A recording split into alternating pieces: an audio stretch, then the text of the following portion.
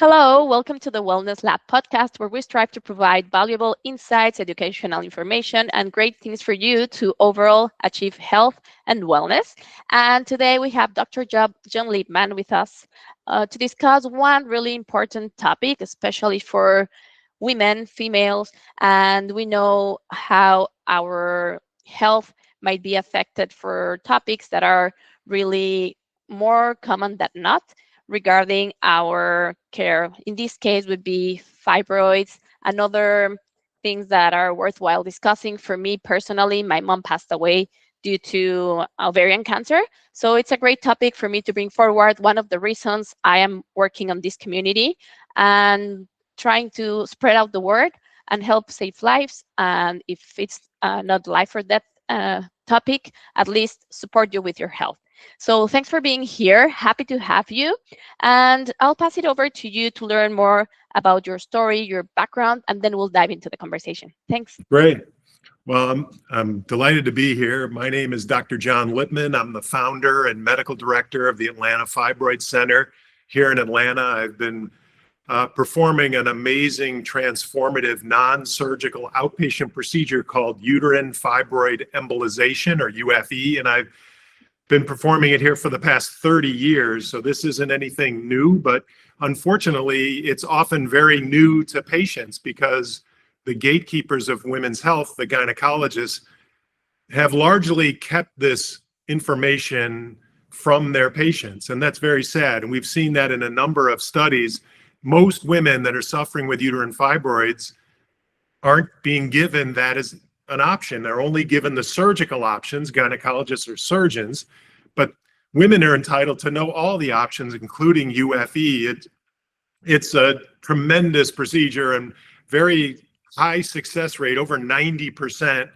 It's a 30-minute outpatient procedure where patients go home the same day with a Band-Aid and they keep all of their parts so they don't lose their uterus.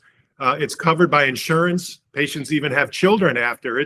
It's remarkable, but yet, unfortunately, far too many women don't know about it.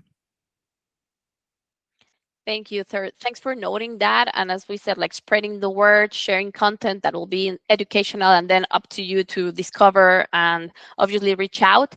That's the great part. We strive and we're trying to contribute. So below, we're sharing links to Dr. Lipman's socials, website, and LinkedIn profile. So feel free to reach out and to learn more. Sometimes these little things that seem we are not aware can change lives. And as you said, it's such a difference on going into probably it's like an amputation of your body in a way, rather than a quick procedure, right? Right. I mean, hysterectomy is an amputation, as you mentioned.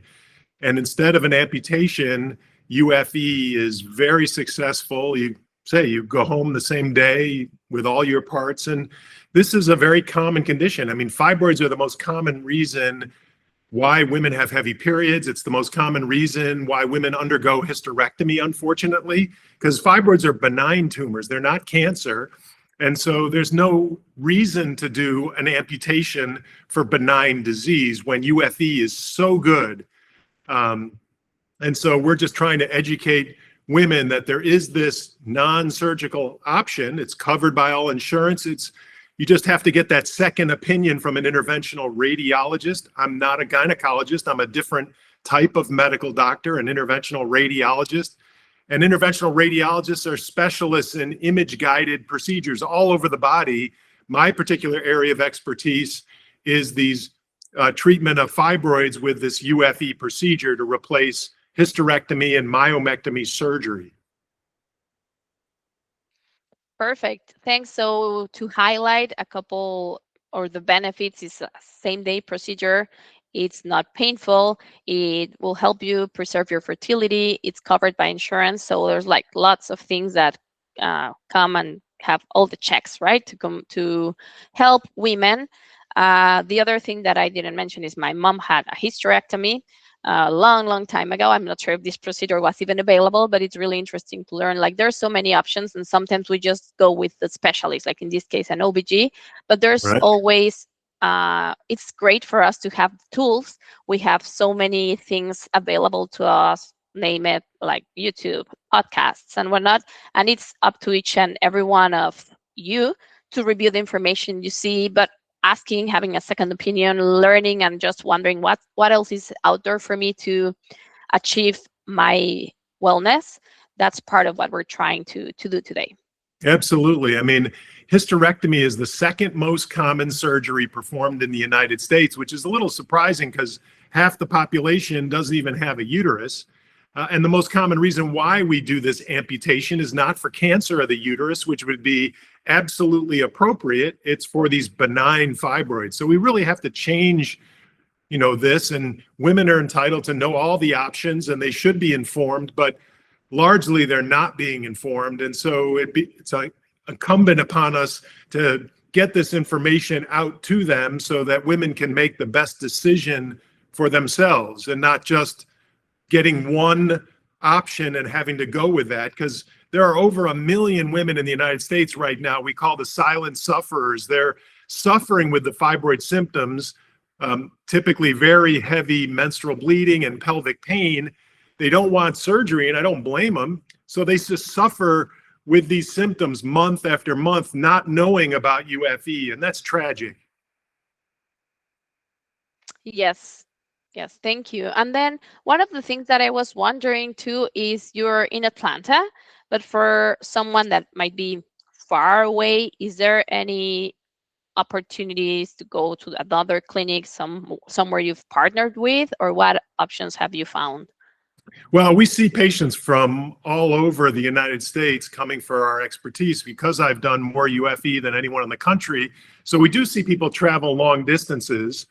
We have 2 centers here in Atlanta. We have a center in Richmond, and we're about to be in several other of the major eastern cities in the United States. So we'll be available here soon in other cities as well. But there is an interventional radiologist or multiple interventional radiologists in larger cities throughout the country. So this is a procedure and a technology that's available throughout the country, maybe less so in rural areas, but certainly any of the major cities will have an interventional radiologist that can perform UFE. But as I say, we've seen patients from all over come to us, even other countries. And so it's important to know about UFE. Yes, thank you. That's totally valid. And the other thing that it's worthwhile highlighting, normally flying within the US could be cheap, not really as expensive as international and whatnot. So really worth for health purposes and just like the easiness of going in and out. It's great, right? Like you can even enjoy the city if you plan to go for a week or so. So that's great. Thank you.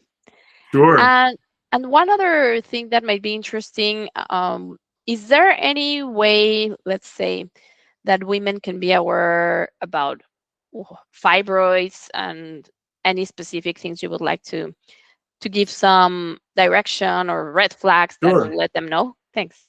Well, fibroids are extremely common, first off, and it's common in all women, but particularly women of color.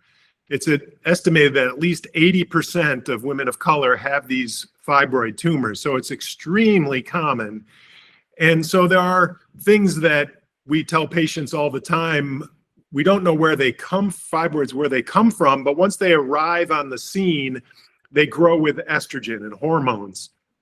And so you can't avoid hormones. They're in the water and the food, but there are certain hormone-rich foods like red meat, non-organic chicken, dairy, that if you can limit or try to avoid or work around, that'll be helpful for your, trying to prevent fibroids from becoming a problem. Increasing the consumption of colored fruits and vegetables. Colored fruits and vegetables have what are called flavonoids. They block an important enzyme in estrogen production. So increasing consumption of colored fruits and vegetables is helpful. Losing excess body fat, because estrogen is stored and produced in fat. So the more body fat you have on you, the more extra estrogen you have circulating around. So trying to be as close to your ideal body weight. No one says you have to be skinny, but everybody kind of knows what their ideal number is. And trying to be as close to that number as possible will also be very helpful. So exercise, healthy eating choices, lose excess body fat. And then the last piece is vitamin D. Vitamin D is the most powerful growth inhibitor of fibroids that we're aware of. And if you have a normal vitamin D level, you're much less likely to suffer with fibroids. Unfortunately, only 10% of women of color have adequate vitamin D. And so it's really important to check your vitamin D level.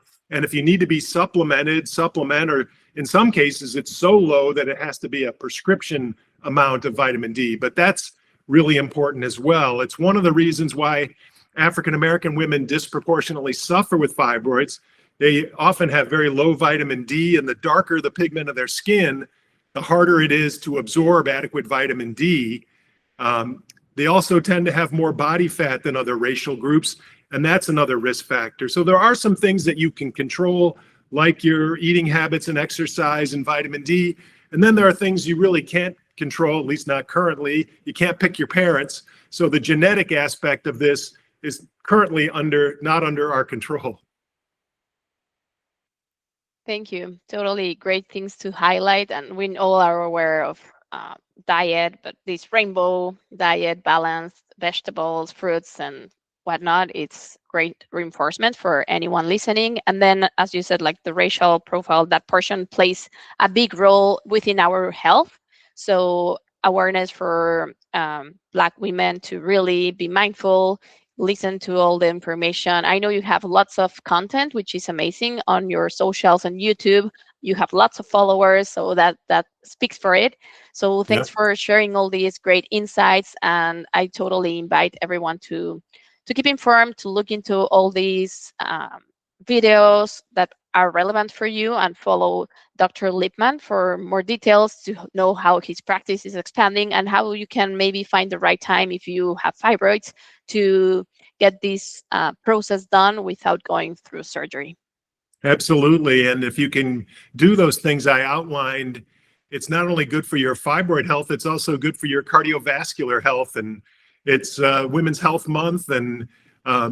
And so it's very important to not only be healthy from your fibroid standpoint, but also from a cardiovascular standpoint too. And any woman that's suffering with fibroids has to know about UFE. It's so important as a treatment option. And 99% of patients that are told they have to have surgery for fibroids are candidates for UFE. So don't let anyone dissuade you all. You're probably not a candidate. Almost assuredly, you are a candidate. You just have to get that second opinion from an interventional radiologist like myself or someone else who's an IR that does UFE. Thank you. Thanks for all your advice. And before we wrap it up, if you have any final thoughts, words, or a really strong line to close the recording, more than happy to hear it. Well, again, any woman that is told they have to have surgery for their fibroids, get a second opinion.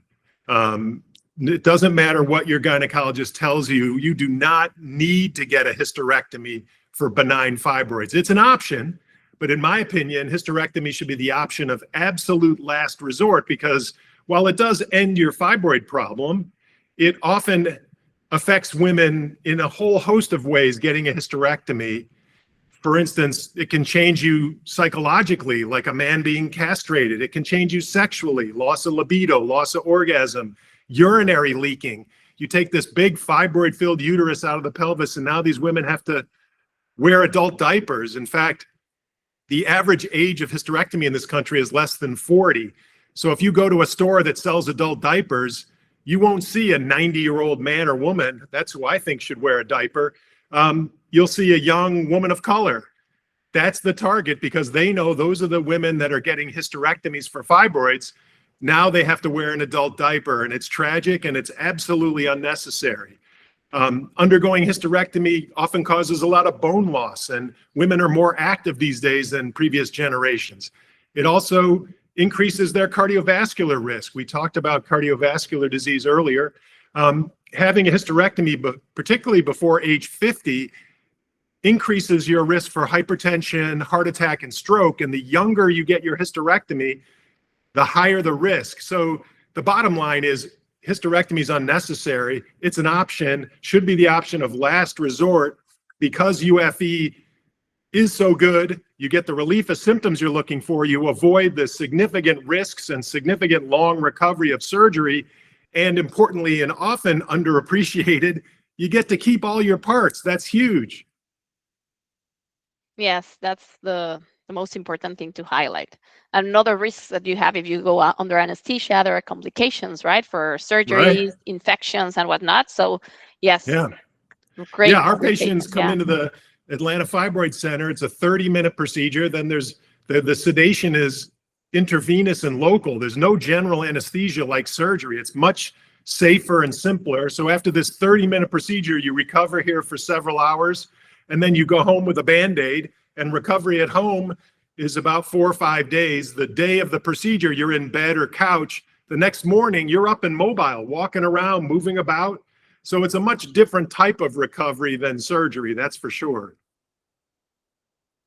Totally. Sounds sometimes like hard to believe, to be honest, but totally. I know it's true and it works. And you have lots of testimonials and patients that have gone through it successfully. So greatly appreciated. Thanks for your time and for the talk.